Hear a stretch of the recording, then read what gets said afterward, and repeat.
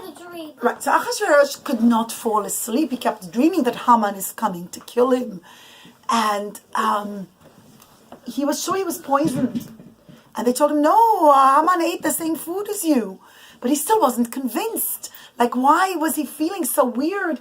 Why did he feel like he kept being shaken? Why did he keep hearing voices in his head that Haman wants to kill him, that he's ungrateful? And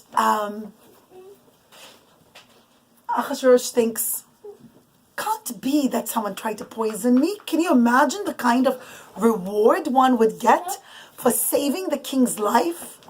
And then suddenly he thinks, 1 minute, would I give a big reward? Maybe I wouldn't give a big reward. Maybe once somebody saved my life and they never got a reward.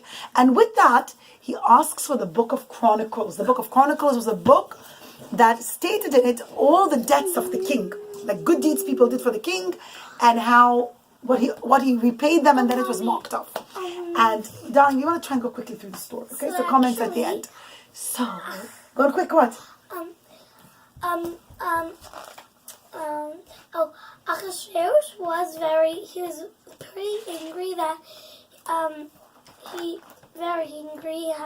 how he invited Haman to the party. Right, we said that. She was very angry that Queen Esther invited Haman to the party. Okay, but we're not discussing that now. So King Achashverosh wants the book to be read. Shimshi, Haman's son, comes to read it and does not want to read the part about Mordechai. But the Malach Michael keeps turning the pages to the part about Mordechai, and he keeps on stammering and saying, 1 minute, I have to find the right page. And the king said, just read it already, read any page you're on. It's going to be so boring, it'll bore me to death. Bore me to sleep at least. And as he starts to read that Mordechai saved his life, King Achashverosh sits bolt upright and he goes, Mordechai saved my life? Oh, it was so many years ago. 11 years ago. Oh, I'm pretty sure it was 11 years ago. And he says, what reward? Did I reward him? Didn't I reward him? He was all confused. Remember that Mordechai never wanted to get the credit. And so it came in the name of Queen Esther, but when she wrote it down, she did write down that it was Mordechai who saved his life, but he never got the reward, because who really didn't want him to get rewarded? Haman. And henceforth, this is where Haman gets his huge punishment. Things that he kept trying to cause trouble for the Jews or not get a reward for Mordechai turned right on him. And the king says, he never got rewarded? He has to get a reward. Oh my goodness, how did he not get rewarded? And now he remembers that it was Esther too that helped to save his life. And he ends up loving Esther even more. Children, he was very confused that night because he didn't know. He loves Esther more than us. Yes, he didn't know if maybe Esther was conspiring together with Haman to kill him and take over. And remember that the gallows, I forgot to mention, the gallows that Haman built, he wanted not just to use for Mordechai, but for Achashverosh, 2 children. Yes. And Esther. He wanted to kill everybody. And he wanted to kill Mordechai. And children, he wanted to kill Mordechai and Esther and Achashverosh. That's why he made it so tall. In the end, him and his 10 sons hang on the same tree. Careful, darling, stay safe. Achashverosh wanted to kill Mordechai. No, Achashverosh didn't want to kill Mordechai, but he didn't want to. Well, he was one of the within the decree, though. So, children, Achashverosh realizes he has to give Mordechai a huge honor. Now, at that point, children, Shimshi actually leaves the room. And the only people left there are his young servant boys. And they start to talk to the king. And they tell him, look at the irony. Mordechai, who saved your life, didn't receive anything. And there was that other man who did so much trouble for you and even wanted to kill you together with Bedtime and Teresh. And he became second to the king. He got so important. And they wouldn't say Haman's name because Haman was standing right outside. They just kept on kind of pointing and looking out. And 1 second. And Achashverosh didn't quite understand what they're talking about. Yes, Mommy, do you know whenever he was telling Kayla. Achashverosh. Yeah. Achashverosh. That the Jewish people are getting killed. He didn't say the Jewish people. He said Right. these people. These people, right. He didn't want to get caught that he's doing, whoopsie, sorry, the Jewish people. Either way. So, Haman, Zeresh told him wait till the morning. But he was so impatient. He came already in the middle of the night. No, and in the early dawn, before the sun even rose, before the sun even rose, Achashverosh, sorry, I'm losing my train of thought. Achashverosh is just about to fall asleep when it says Vayavo Haman. Haman comes and pounds like very loud and very confident and very arrogant on the outer chamber. And Achashverosh is jolted out of his sleep again. And he says, who is that who comes such a brazen manner, with such like arrogance? And they say, oh, it's the guy we were telling you about before. He goes, what guy? They say, Haman. Remember we told you that there was somebody that you promoted so high? Well, it's Haman. He's been standing outside for a long time already. And the king says, you know what? Let him come. Let him come whenever he wants. I'm not going to invite him in. He says, Yavo, let him come when he wants. And he says, I want to see how much of an audacity he has. Will he barge in on me in my early morning hours? And maybe the fact that he's outside is a sign that my dream wasn't just a dream, but a prophetic vision that God sent me. And Haman hears words talking outside. So Haman says, well, I'm going to stand outside here. It's going to look suspicious. I've been standing around for so long. And he barges in. And that really was one of the things that really irked Achashverosh. And Achashverosh tells him, before he can even open his mouth, what should I do with the man whom I wish to honor? He was very careful with his words. He didn't say a man I want to promote, because you couldn't get more promoted than Haman. And he wanted him to think that he's referring to him. He wanted to see how far will he push it? How much will he ask for himself? Also, he didn't really want to promote Mordechai children. Achashverosh was still incredibly incredibly fearful of the Jewish people. He was so afraid that they will mount a rebellion, because he kept seeing that the Jew will take over his kingdom, and he always thought that maybe it's going to be Mordechai. Of course, again, we know it wasn't Mordechai, was his son Dariavesh the second.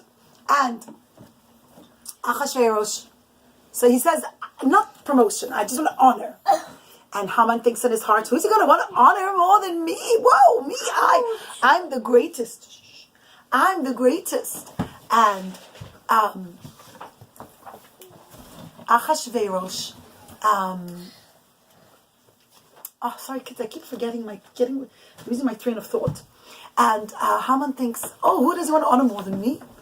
And now Haman was very smart. He decides he's going to ask for something that's going to put him in a position that he can mount a rebellion against the king.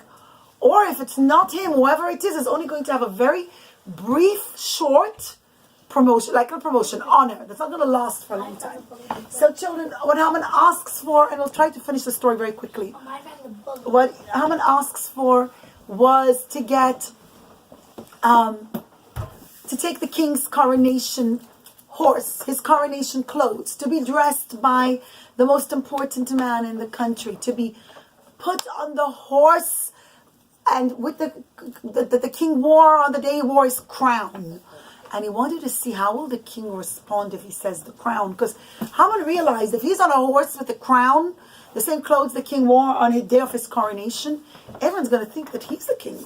And he's going to be, in one shot, he's going to be able to mount a rebellion, storm into the palace, and kill Achashverosh, which is what he wanted to do. And so he looks at the king, and the king's again, his rage surfaces, and he turns red in the face. And Achashverosh realizes, so that's what he wants. That's what he's after. He's after the crown. And so he quickly changes the words. He says, no. He quickly changes the subject. He says, let there be a whole platoon, like a whole parade in front of him. Let it go through the main streets, not through the side streets. He knew that it was going to be. And let them sing, thus shall be done to the man whom the king wishes to honor. The king is so great, look how much honor he can place on somebody. And Achashverosh says, great, wonderful, do exactly as you said. And you forgot one more To Mordechai. Mordechai. Actually, before he said that, he also said that he first said my legs are too old, and then he And we'll said, get there. And Haman goes, 1 second. Haman goes, Mordechai. And suddenly he's like, he was ready to faint. He wanted to kill Mordechai. It was his arch enemy. It was like one thing in his life that he hated more than anything else. And he tries to buy for time. He goes, Mordechai, which Mordechai? I don't know who I don't know who Mordechai is, he pretends. And the king says, of course you know who Mordechai is. He is the man. And here, children, the king reveals to him that he knew all along about the time that Haman sold himself as a slave to Mordechai. how did you know? The king did actually know, but he always just turned a blind eye to it. He never really, he heard rumors, he knew bits and pieces.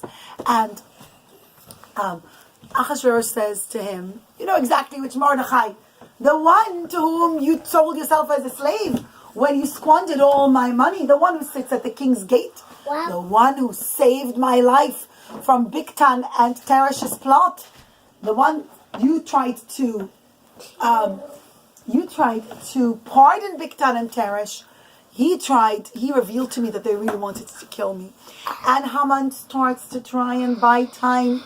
Haman says, please don't make me do it. Children, it's a long conversation. I don't want to take too much time. But in brief, he basically keeps saying, King, you can't do this. Please don't do this.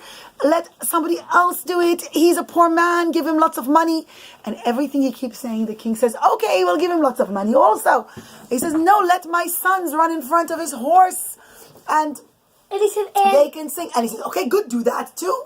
And then he says to him, King Achashverosh, only you and I are the two people who can mint the coins of the empire. We print the money, we mint the coins. If I am to lead the horse, it's going to devalue your money. They're going to say, look, the money of Persia is not so important. The person who prints it had to lead the horse. And Achashverosh says, you know what? You're so right. And Haman thinks, finally, he's agreeing with me. And the king says, you're right. I can't have you print the money anymore. From now on, Mordechai will print the money. And Haman gets so dejected. Whatever he's saying, the king is not agreeing. And the king says, Al tapel davar mashel. I can't remember the exact words. Don't leave out a single thing. And then, as if to add insult to injury, he says, see, Haman, I trust you so much. I love you so much. Whatever you say, I do. Down to the last detail. He even tells him to go and take the crown and put it on his head. Children, when Haman comes to Mordechai, Haman realizes, he sees Mordechai again sitting and learning. And he was learning the Mishnah. He was learning with children. It wasn't Mishnah yet. No, that's another time. This time, he was learning the halachas of studying a very cute, but I don't think people can hear me properly. No, children. Sorry, darling. He was actually learning the halachas of the Omer sacrifice. Right. And Haman says to somebody, he says, what's he learning? He says, they're learning about how between Pesach and Shavuos, the Jewish people had to bring a handful of barley as the Omer sacrifice. And Haman thinks, wow, for this Hashem saved them. When he comes to Mordechai, Mordechai thinks he's come to kill him. And Mordechai says, to him, please let me just finish learning this with the children, and then you can kill me. And Haman tells him, Mordechai, your little handful of barley has outweighed the 10,000 gold talents of silver that I wanted to give the king. And Mordechai says, what do you mean by that? He says, well, I came to kill you. And instead the king says, I have to take you and give you tremendous honor.